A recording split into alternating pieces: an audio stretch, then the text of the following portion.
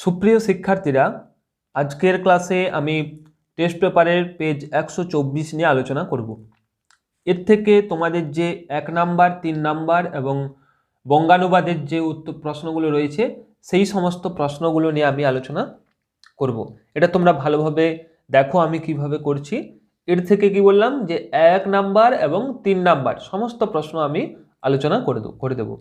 সেইগুলো তোমরা খাতায় লিখে নেবে এবং সাথে বঙ্গানুবাদটাও করে দেব। পূর্বের ক্লাসগুলোতে আমি এর যে পূর্বে তোমাদের পেজগুলো ছিল সেইগুলো নিয়ে আলোচনা করেছি। আজকে 124 পাতাটা দেখো। প্রথম প্রশ্ন আছে, দেখো, কিন্তু গেলেন তো গেলেনেই। গেলেনেই যে কার কথা বলা হয়েছে? সেটা হচ্ছে মাসির কথা এখানে বলা হয়েছে। 1.2 আছে, দেখো, এক সন্ন্যাসী এসে জগদীশ বাবুর বাড়িতে ছিলেন কতদিন? 7 দিন। উত্তর হবে। 3 প্রশ্ন, তার আমি জামিন হতে পারি। উক্তিটি কার? উক্তিটি হচ্ছে অপূর্বের। হৈমবতী সুত যথা নাসিতে তারকে। হৈমবতী সুতকে, এখানে উত্তর হবে কার্তিক। দিনের অন্তিম কাল ঘোষণা করল অশুভ ধ্বনিতে। পাবলো নেরুদা কোন দেশের কবি ছিলেন? উত্তর হবে চিলি, অর্থাৎ ঘয়ের উত্তর হবে। ফিনিসীয় হলে লেখক বনপ্রান্ত থেকে কুড়িয়ে নিতেন কি? ফিনিসীয় হলে লেখক বনপ্রান্ত থেকে কুড়িয়ে নিতেন হাড়। 4 খণ্ড রামায়ণ কপি করে একজন লেখক অষ্টাদশ শতকে কত টাকা পেতেন? উত্তর হবে ক 7 টাকা। কার সোনার দোয়াত কলম ছিল? উত্তর হবে শুভ ঠাকুর। পরের প্রশ্ন দেখো, রাম এলে শ্যাম যাবে। রাম এলে শ্যাম যাবে, এটা হবে নিরপেক্ষ কর্তা। তারপরে আমি 10টার সময় স্কুলে যেতাম। চিহ্নিত পদটি কি কারক? আমি 10টার সময়, এটা হবে সম্বন্ধ পদ। বাক্যে ক্রিয়াপদের সঙ্গে নামপদের কোনো সম্পর্ক না থাকলে কি হবে? সেটা অকারক হবে। ব্যাস বাক্যের ব্যাস শব্দের অর্থ হলো বিস্তার। তৃতীয় পদের প্রাধান্য লাভ করে কোন সমাসে? বহুব্রীহি সমাসে। উপপদ শব্দের অর্থ হলো নিকটবর্তী পদ। শেষ প্রশ্ন, উভয় পদেই প্রাধান্য লাভ করে দ্বন্দ্ব সমাসে। এরপর পরের প্রশ্ন দেখো, তবে এ বস্তুটি পকেটে কেন?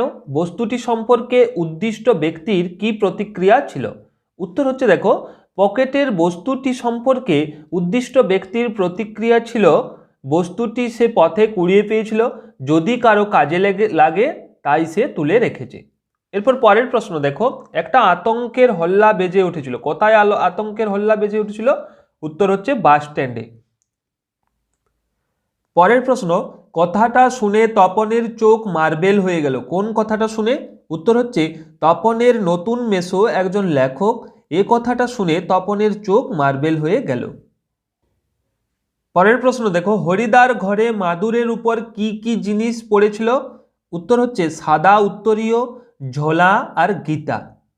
এর পরের প্রশ্ন দেখো, বলা কি সহজ রামদাস? কোন কথাটি বলা হয়েছে?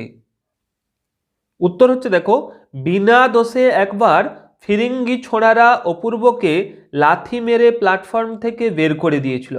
এই অন্যায়ের প্রতিবাদ করতে গেলে স্টেশন মাস্টার তাকে দেশি লোক বলে স্টেশন থেকে কুকুরের মতো দূর করে দিয়েছিল। এই কথাটির কথাই এখানে বলা হয়েছে। তাহলে এই উত্তরগুলো দেখো তোমরা এইভাবে প্রস্তুত করবে। এরপর পরের প্রশ্ন দেখো, আমি তাকে ছেড়ে দিলাম। তাকে ছেড়ে দিয়ে বক্তা কোথায় গিয়েছিলেন? উত্তর হচ্ছে, দেখো, স্বদেশের প্রতি অকৃত্রিম ভালোবাসায় সর্বদা ঋদ্ধ ছিল চিলিয়ান কবির মন।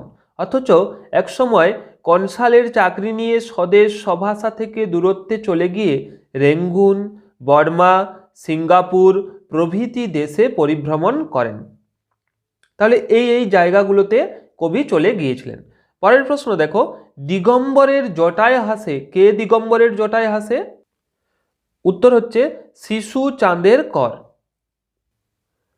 পরের প্রশ্ন দেখো, বিদ্রুপ করছিলে ভীষণকে। কিভাবে বিদ্রুপ করছিল ভীষণকে? উত্তর হবে বিরূপের ছদ্মবেশে। বিরূপের ছদ্মবেশে। এরপর দেখো, অথবা এমনই ইতিহাস, সে ইতিহাস কেমন? উত্তর হচ্ছে বঞ্চিত সর্বহারা জনগণের কোনো গৌরবময় সমৃদ্ধ অতীত নেই, চিরকালেই তারা নির্যাতিত।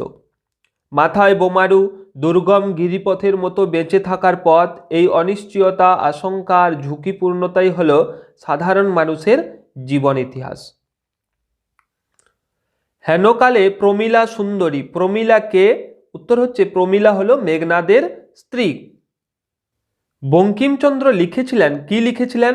উত্তর হচ্ছে লাঠি তোমার দিন ফুরাইয়াছে।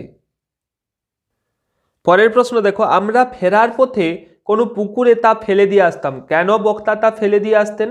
উত্তর হচ্ছে লেখকরা তাদের সময়ের লেখা হয়ে যাওয়া কলা পাতাগুলো পুকুরে ফেলে দিয়ে আসতেন, কারণ বাইরে ফেললে গরু খেয়ে নিলে অমঙ্গল। এরপর পরের প্রশ্ন দেখো, মুঘল দরবারে একদিন তাদের কত না খাতির, কাদের খাতিরের কথা বলা হয়েছে? উত্তর হলো ক্যালিগ্রাফিস্ট বা লিপি কুশলীদের। পরের প্রশ্ন, এক সাহেব লিখে গেছেন, কি লিখে গেছেন? এক সাহেব লিখে গেছেন 19 শতকে 12 আনায় 32,000 অক্ষর লেখানো যেত। তাহলে এই হচ্ছে হারিয়ে যাওয়া কালি কলমের প্রশ্নগুলো।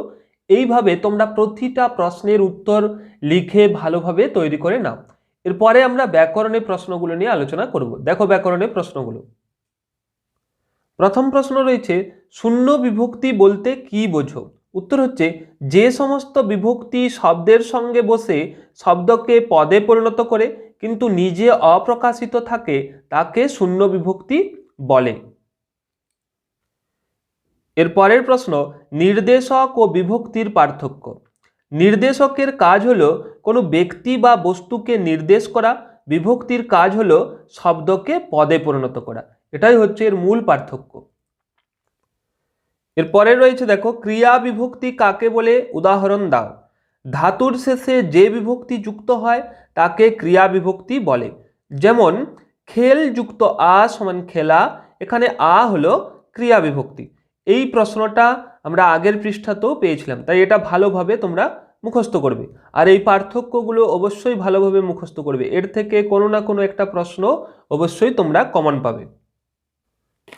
এরপর দেখো, অসমাপিকা ক্রিয়ার কর্তাকে কি বলে? উত্তর হচ্ছে নিরপেক্ষ কর্তা। তারপর দেখো, সম্বন্ধ পদে সর্বদা কি বিভক্তি ব্যবহৃত হয়? উত্তর হচ্ছে র বা এর বিভক্তি। এরপর হচ্ছে দেখো, নিত্য সমাস কাকে বলে? উত্তর হচ্ছে যে সমাসের ব্যাসবাক্য হয় না বা ব্যাসবাক্য করতে হলে অন্য পদের প্রয়োজন হয় তাই হলো নিত্য সমাস। এর উদাহরণ হলো গ্রামান্তর, অন্য গ্রাম। এরপর সন্ধ্যাহ্নিক শব্দটির ব্যাসবাক্য সহ সমাস লেখ। উত্তর হচ্ছে সন্ধ্যাকালীন আহ্নিক। আর সমাসটা হচ্ছে মধ্য পদলোপী কর্মধারয় সমাস। এরপর বাক্যাশ্রয়ী সমাস কাকে বলে? উদাহরণ দাও। যে সমাসবদ্ধ পদকে আশ্রয় করে একটি বাক্যের অর্থ প্রকাশিত হয় তাকে বাক্যাশ্রয়ী সমাস বলে। যেমন কৃষি উন্নয়ন সভা সমান কৃষির উন্নয়ন সভা, কৃষির উন্নয়ন তার নিমিত্ত সভা, এই উত্তরটা হবে। এরপর দেখো, অলুক দ্বন্দ্ব কাকে বলে? উদাহরণ দাও। যে দ্বন্দ্ব সমাসের পূর্বপদের বিভক্তি লোপ হয় না তাকে অলুক দ্বন্দ্ব বলে। যেমন বুকে পিঠে সমান বুকে ও পিঠে, এটা হচ্ছে সমাসবদ্ধ শব্দটা, এটা হচ্ছে ব্যাসবাক্য। এর পরের প্রশ্ন দেখো, স্ব অঙ্কে যার, ব্যাসবাক্যটি সমাসবদ্ধ করে সমাস নির্ণয় করো। তাহলে স্ব অঙ্কে যার, এটা হচ্ছে সমাসবদ্ধ হচ্ছে শশাঙ্ক, আর সমাস হচ্ছে বেধিকরণ বহুব্রীহি সমাস। এর পরের প্রশ্ন দেখো, ভেঙ্গে আবার গড়তে জানে সে চির সুন্দর, সে কে? এটা হচ্ছে তোমাদের 3 নম্বরের প্রশ্ন। 3 নম্বরের প্রশ্ন উত্তর, কবিতা থেকে যে 3 নম্বরের প্রশ্ন উত্তরগুলো রয়েছে সেটা আমি এইভাবে দেখো তোমাদের উত্তর তৈরি করে দিয়েছি, তোমরা এইভাবে এই উত্তরগুলো তৈরি করে নেবে। ভেঙ্গে আবার গড়ার বিষয়টি স্পষ্ট করো।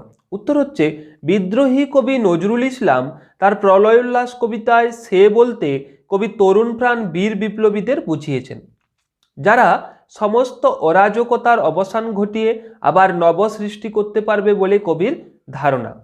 এরপর পরের অংশটা দেখো, দেবাদিদেব মহাদেব যেমন রক্ষক ও সংহারক, পরাধীন ভারতবর্ষের বীর বিপ্লবীরাও ঠিক তেমনি, তাই নজরুল ইসলাম প্রলয়োল্লাসে ফেটে পড়তে চেয়েছেন।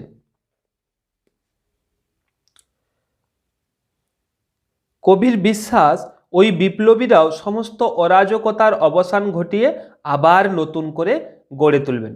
তাহলে এই উত্তরটা দেখো একটু বুঝে নাও ভালোভাবে, যে ভেঙে আবার গড়ার বিষয়টি স্পষ্ট করা বলা হয়েছে, অর্থাৎ কবির বিশ্বাস যে দেবাদিদেব মহাদেব যেমন রক্ষক ও সংহারক, ঠিক সেরকমই পরাধীন ভারতবর্ষের বীর বিপ্লবীরাও সমস্ত অরাজকতাকে অবসান ঘটিয়ে তারা আবার নতুন করে সব কিছুকে গড়ে তুলবে, অর্থাৎ সমস্ত কিছুকে ভেঙে আবার নতুন করে গড়ে তুলবে। এটাই ছিল কবির বিশ্বাস। তাই কবি প্রলয়োল্লাসে অর্থাৎ আনন্দে মেতে উঠেছেন, আনন্দে ফেটে পড়তে চেয়েছেন। এটার উত্তরটা এইভাবে তোমরা তৈরি করবে।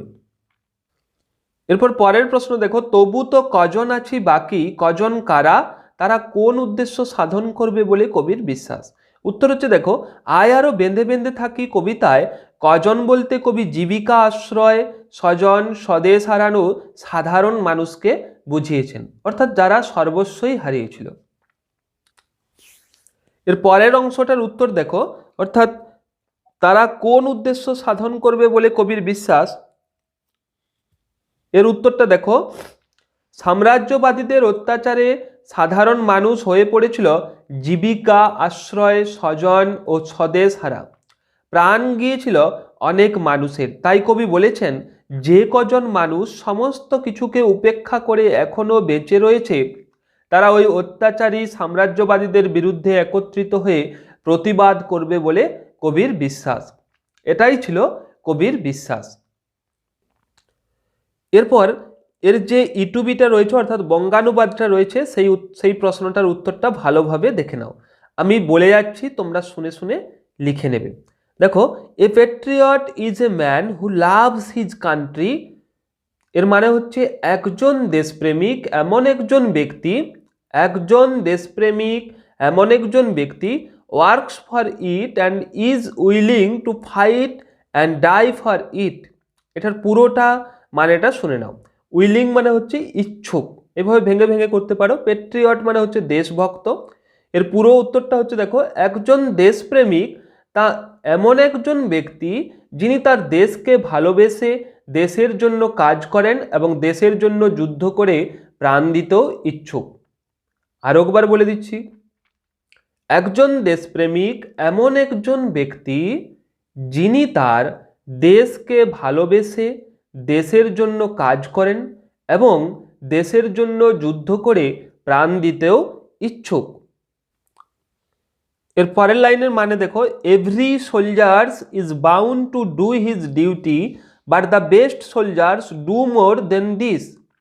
এর উত্তর হচ্ছে, প্রত্যেক সৈনিক তার নিজ নিজ দায়িত্ব পালনে আবদ্ধ।